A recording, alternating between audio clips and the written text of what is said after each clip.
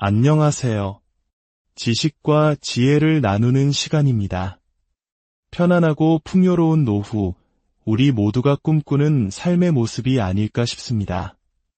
많은 분들이 은퇴를 앞두고 스스로에게 이런 질문을 던지곤 합니다. 과연 나는 충분한 돈을 모았을까? 이 질문에 대한 명확한 정답은 없습니다. 사람마다 살아온 환경과 삶의 방식이 모두 다르기 때문이죠. 하지만 오늘 우리는 조금 다른 관점에서 이 질문에 접근해보고자 합니다. 특정 금액의 자산을 모으는 순간 우리의 은퇴 생활이 질적으로 그리고 근본적으로 바뀌게 되는 티핑 포인트에 대한 이야기입니다. 이 내용은 캐나다의 수많은 은퇴 설계 사례를 분석한 결과이지만 저는 이것이 비단 캐나다뿐만 아니라 열심히 살아온 한국의 예비 은퇴자들에게도 깊은 통찰을 줄 수 있다고 믿습니다.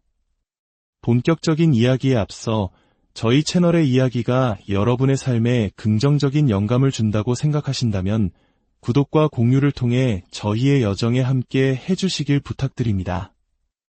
여러분의 소중한 관심 하나하나가 더 좋은 콘텐츠를 만드는 데 큰 힘이 됩니다.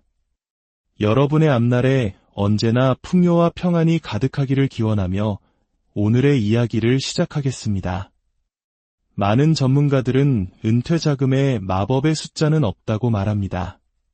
하지만 흥미롭게도 특정 자산 규모에 도달했을 때 마치 안개가 걷히듯 미래가 선명해지고 삶의 새로운 가능성들이 열리는 순간이 찾아온다고 합니다. 그 변곡점은 대략 캐나다 달러로 150만 달러, 우리 돈으로 환산하면 약 15억 원 정도입니다. 물론 이 숫자는 절대적인 기준이 아닙니다. 하지만 왜 하필 15억 원일까요? 이 금액이 우리의 은퇴에 어떤 변화를 가져오는지, 무엇이, 그리고 어떻게의 세 가지 관점으로 나누어 깊이 파고들어 보겠습니다. 첫 번째, 무엇이 변하는가?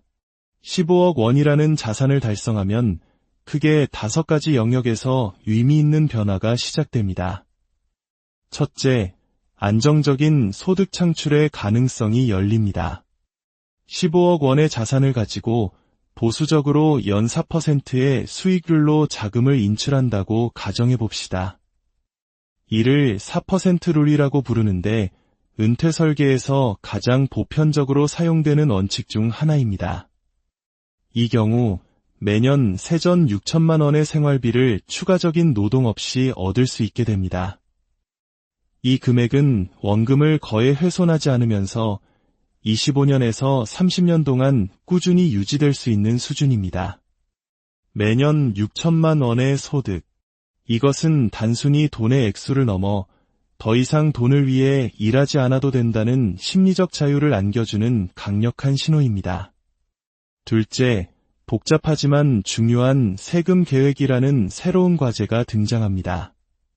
많은 경우 15억 원 정도의 자산은 세금 이연 혜택을 받는 연금 계좌나 개인 퇴직 계좌 등에 묶여있는 경우가 많습니다. 젊을 때는 세금을 내지 않고 차곡차곡 쌓아온 이 돈이 은퇴 시점에는 째깍거리는 세금 폭탄이 될 수 있습니다. 한 번에 많은 돈을 인출하면 높은 세율 구간에 해당되어 생각보다 훨씬 많은 세금을 내야 할 수도 있기 때문입니다. 자산이 적을 때는 크게 고민하지 않았던 이 문제가 15억 원이라는 규모에 이르면 은퇴 후의 실질 소득을 좌우하는 가장 중요한 전략적 과제로 떠오릅니다. 어떻게 하면 이 세금 폭탄을 안전하게 해체하고 현명하게 자산을 인출할 것인가에 대한 깊은 고민이 필요해지는 시점입니다. 셋째, 투자 전략의 패러다임이 바뀝니다. 많은 사람들이 소수의 유망한 주식에 집중 투자하거나 성공적인 부동산 거래를 통해 자산을 증식시켜 왔을 겁니다. 즉, 집중을 통해 부를 쌓아온 것이죠. 하지만 15억 원이라는 이정표에 도달하면 이제는 더 이상 큰 수익을 위해 위험을 감수할 필요가 없다는 사실을 깨닫게 됩니다. 이때부터 투자의 목표는 성장에서 보존으로 전환됩니다. 부는 집중을 통해 얻고 분산을 통해 지킨다는 격언이 현실이 되는 순간입니다. 공격적인 투자에 가속 페달에서 발을 떼고 다양한 자산에 나누어 투자하는 분산을 통해 평생 동안 힘들게 쌓아올린 자산을 안정적으로 지키는 전략으로 선회하게 됩니다. 넷째, 정부 연금 수령 계획에 영향을 미칩니다. 캐나다에는 노령보장연금이라는 제도가 있는데 연간 소득이 일정 기준을 초과하면 연금 수령액이 삭감되거나 환수됩니다. 한국의 국민연금과는 제도가 다르지만 핵심은 같습니다. 즉, 은퇴 자산에서 발생하는 소득이 너무 많아지면 오히려 정부로부터 받을 수 있는 혜택이 줄어들 수 있다는 점입니다. 이는 자산이 충분하기에 겪게 되는 행복한 고민이라 할 수 있습니다.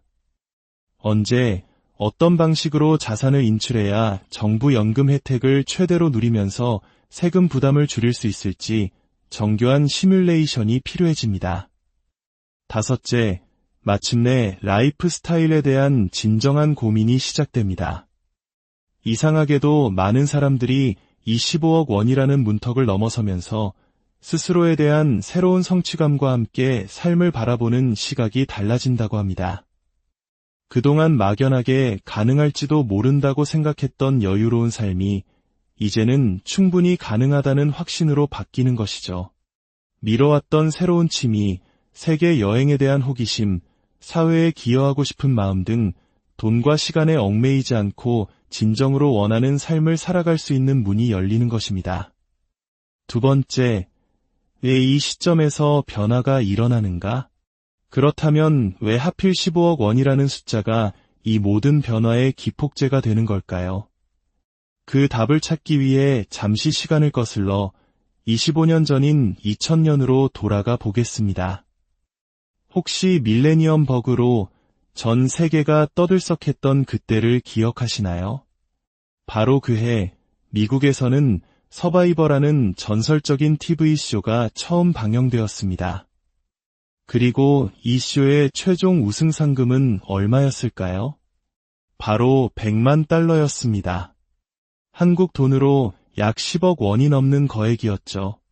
그로부터 20년이 훌쩍 지난 지금 서바이버의 우승 상금은 놀랍게도 여전히 100만 달러입니다. 무엇이 문제일까요? 바로 인플레이션, 즉 화폐 가치의 하락입니다. 캐나다 중앙은행의 인플레이션 계산기에 따르면 2000년에 100만 달러가 가졌던 구매력은 2024년 현재 약 169만 달러에 해당합니다.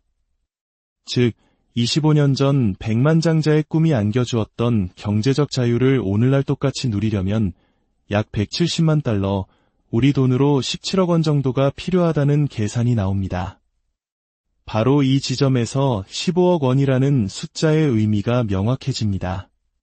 오늘날의 15억 원은 25년 전 사람들이 백만장자라는 단어에서 느꼈던 설렘과 가능성, 그리고 인생 역전의 기회를 현대적으로 재현한 금액인 것입니다.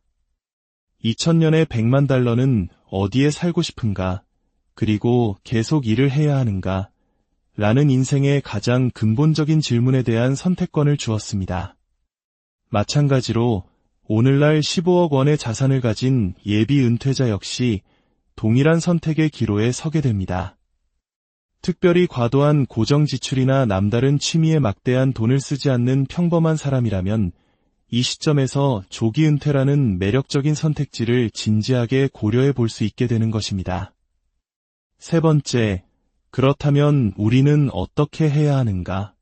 만약 당신이 바로 이 변곡점에 서 있다면 어떻게 이 상황을 최대한 활용할 수 있을까요?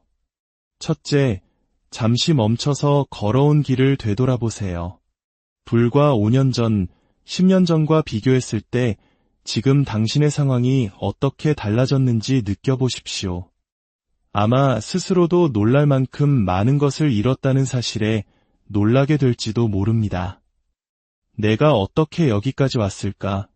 만약 그렇다면 잠시 멈춰서 그 성취감을 충분히 음미하고 그 감정이 당신에게 어떤 의미를 주는지 스스로에게 물어보세요.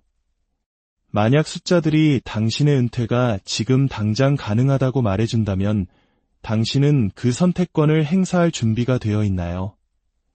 우리는 너무나 바쁜 삶의 속도에 밀려 이미 손에 쥔 소중한 선택의 기회를 깨닫지 못한 채 무심코 지나쳐버리곤 합니다. 계속해서 쳇바퀴 같은 경쟁을 계속할 것인가, 아니면 이제는 새로운 삶으로 나아가는 출구를 찾아볼 것인가. 진지한 성찰이 필요한 순간입니다.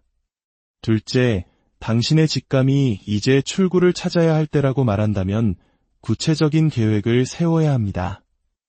여기서 말하는 계획이란 단순히 자산이 미래에 얼마나 불어날지를 예측하는 것이 아닙니다. 은퇴 후 자산을 어떻게 효율적으로 인출하여 평생 쓸 생활비로 전환할지에 대한 전략적 은퇴 소득 계획을 의미합니다. 국민연금은 언제부터 수령하는 것이 가장 유리할까? 개인연금 계좌에 돈은 언제, 어떤 순서로 인출해야 세금을 최소화할 수 있을까? 각 계좌의 자산 배분은 어떻게 조정해야 하는가? 이 모든 퍼즐 조각들을 하나씩 맞춰보며 당신만의 최적화된 은퇴 시나리오를 그려봐야 합니다. 오늘 우리는 15억 원이라는 하나의 이정표를 통해 은퇴 생활이 어떻게 극적으로 변화할 수 있는지 살펴보았습니다. 이 숫자가 모든 사람에게 동일하게 적용되는 절대적인 기준은 아닐 것입니다. 하지만 중요한 것은 부지런히 앞만 보고 달려온 우리에게도 언젠가는 멈춰서서 삶의 새로운 방향을 설정할 수 있는 변곡점이 찾아온다는 사실입니다.